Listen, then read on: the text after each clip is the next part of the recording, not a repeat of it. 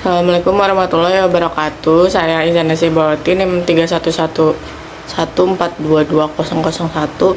Di sini saya akan menjelaskan tentang materi dari artikel ilmiah yang saya buat untuk mata kuliah Sejarah Kontemporer Indonesia. Yang mana artikel saya berjudul Eksistensi Etnis Tionghoa di bawah pemerintahan Orde Baru 1966 sampai 1998. Seperti yang kita tahu, Indonesia merupakan negara kepulauan yang memiliki berbagai macam suku bangsa di dalamnya. Namun di samping keberagaman dan juga keindahannya, hal tersebut dapat menimbulkan masalah tersendiri bagi bangsa Indonesia. Contohnya yaitu adanya pertentangan atau konflik antar etnis. Pertentangan etnis di Indonesia seringkali terjadi, misalnya saja antara warga pribumi dengan warga Tionghoa. Perkembangan etnis Tionghoa di Indonesia, terutama di kota-kota besar, memiliki latar belakang sejarah yang kompleks, termasuk interaksi perdagangan yang sudah terjadi sejak zaman prasejarah. Selama masa kolonial Belanda, kedatangan mereka terus meningkat dan mereka turut berkontribusi pada ekonomi kolonial, meskipun pada saat itu mereka dihadapkan pada kebijakan yang diskriminatif. Kemudian pada awal abad ke-20, komunitas Tionghoa ini mulai menunjukkan kesadaran politik dan juga mereka mulai mendirikan berbagai institusi sosial. Namun kemudian masa pendudukan Jepang turut membawa tantangan baru dengan banyak dari mereka yang menjadi target represi. Setelah kemerdekaan pada masa Orde Baru di bawah Presiden Soeharto, etnis Tionghoa mengalami diskriminasi dengan komunisme. Masa Orde Baru ditandai oleh stabilitas politik dan pembangunan ekonomi, tetapi juga pembatasan terhadap ekspresi budaya etnis Tionghoa. Meskipun ada modernisasi, pemerintah menerapkan kontrol otoriter dan diskriminasi sistematis terhadap identitas kelompok tertentu.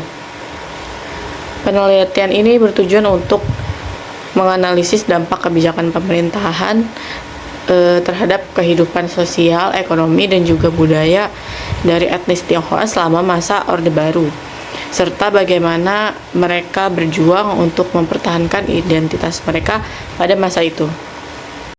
Keadaan ekonomi etnis Tionghoa di Indonesia pada masa Orde Baru di bawah kepemimpinan Presiden Soeharto sangatlah kompleks. Meskipun menghadapi diskriminasi sosial dan juga pembatasan budaya, etnis Tionghoa ini turut memainkan peran penting dalam perekonomian, khususnya pada bidang perdagangan, industri, dan juga keuangan. Terdapat salah satu fenomena yang cukup menonjol dari etnis Tionghoa ini, yaitu munculnya konglomerat besar yang dimiliki oleh pengusaha Tionghoa. Beberapa konglomerat yang berkembang pesat pada saat era Presiden Soeharto yaitu Sudono Salim. Beliau adalah pendiri dari Salim Group yang menjadi salah satu konglomerat terbesar di Indonesia. Beliau memiliki hubungan dekat dengan Presiden Soeharto sejak masa revolusi, dan dengan kedekatannya ini dia mendapatkan akses ke monopoli distribusi tepung terigu melalui PT Bogasari, dan kemudian memperluas bisnisnya ke berbagai sektor seperti perbankan, properti, dan juga industri makanan. Selanjutnya ada Eka Cipta Wijaya yang merupakan pendiri dari Sinarmas Group yang bergerak di sektor pulp dan kertas, perbankan, serta minyak kelapa sawit dan properti. Kekayaan kekuasaan pengusaha Tionghoa ini berkembang pesat di bawah dukungan Presiden Soeharto. Meskipun begitu, di sisi lain Etnis Tionghoa yang berada di kelas menengah dan bawah menghadapi kesulitan dalam mengakses modal dan seringkali terhambat oleh birokrasi. Kebijakan ekonomi pada masa itu juga cenderung mengutamakan pengusaha pribumi dan mengesampingkan pengusaha Tionghoa kecil dan menengah. Etnis Tionghoa jarang diangkat ke posisi penting dalam pemerintahan atau militer, dengan kebijakan informal yang membatasi pengangkatan mereka. Kecurigaan terhadap loyalitas mereka terhadap Indonesia berkontribusi pada marginalisasi mereka dalam kehidupan politik.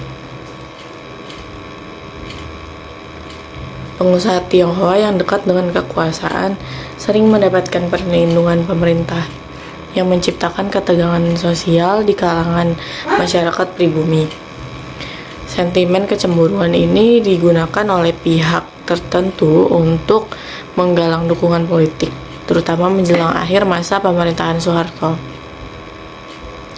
Banyak bank swasta yang dimiliki oleh pengusaha Tionghoa yang menjadi tulang punggung bagi ekonomi nasional.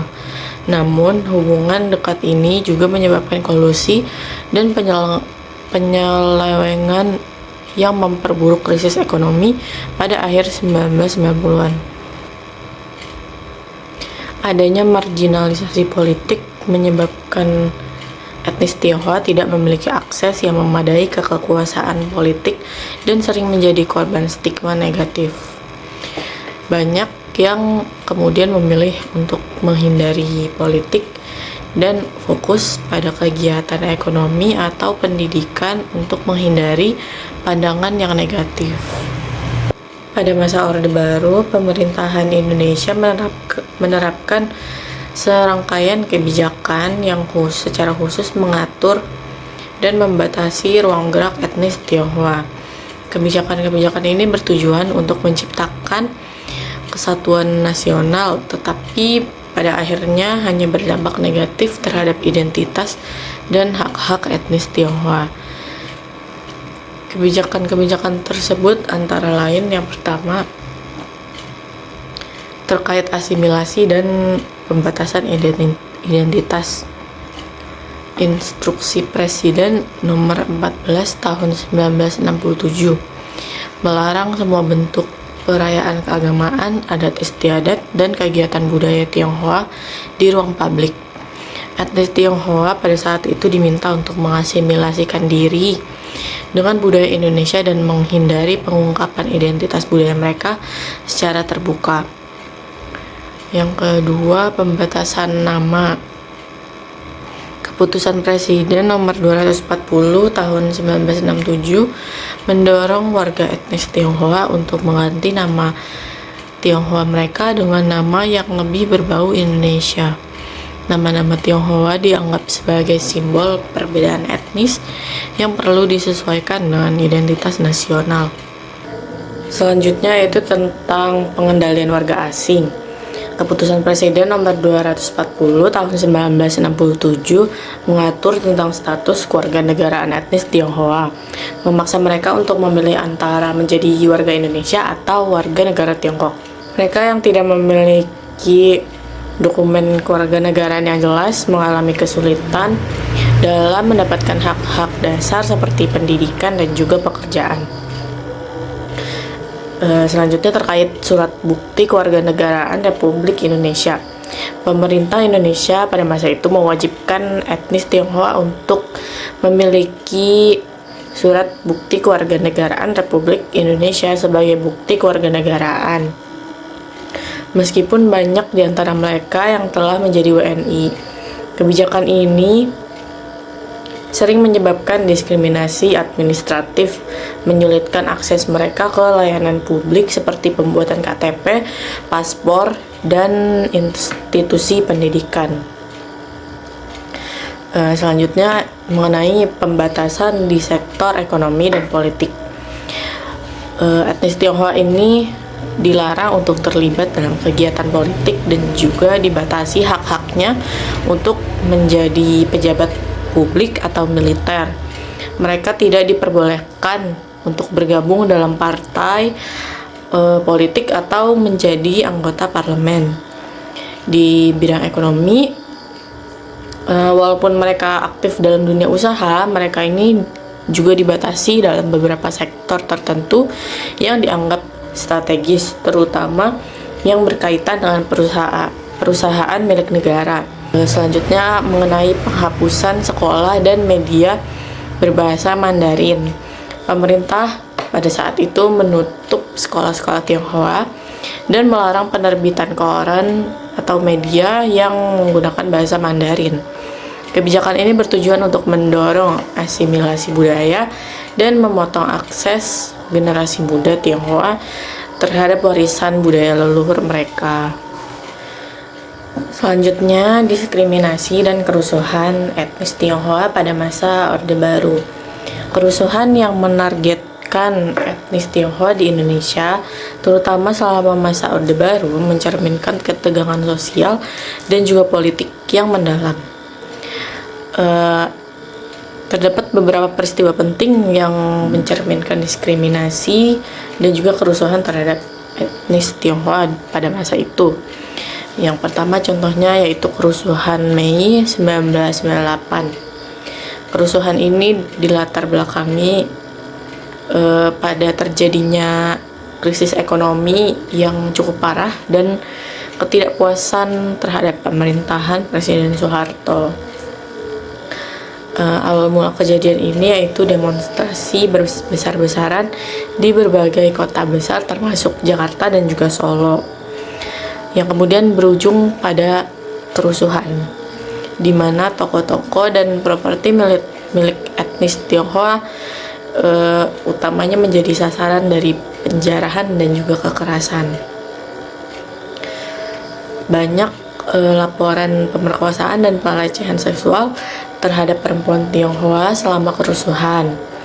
Peristiwa ini menimbulkan dampak seperti gelombang ketakutan di kalangan etnis Tionghoa dengan banyak yang meninggalkan Indonesia. Kerusuhan ini kemudian berkontribusi pada pengunduran diri Soeharto pada 21 Mei 1998. Contoh peristiwa kerusuhan yang kedua yaitu peristiwa Malari 1974. Peristiwa ini pada dasarnya dilatar belakangi oleh aksi demonstrasi mahasiswa yang menolak investasi asing, terutama dari Jepang. Demonstrasi yang awalnya berjalan dengan damai kemudian berubah menjadi kekerasan dengan serangan terhadap properti milik etnis Tionghoa. Kemudian setelah itu mulai muncul sentimen anti Tionghoa karena ada anggapan bahwa etnis Tionghoa adalah pihak yang cukup diuntungkan dari investasi asing itu sendiri. Peristiwa ini akhirnya menimbulkan dampak seperti tindakan kekerasan dari pemerintah terhadap mahasiswa dan peningkatan ketegangan sosial dan rasial.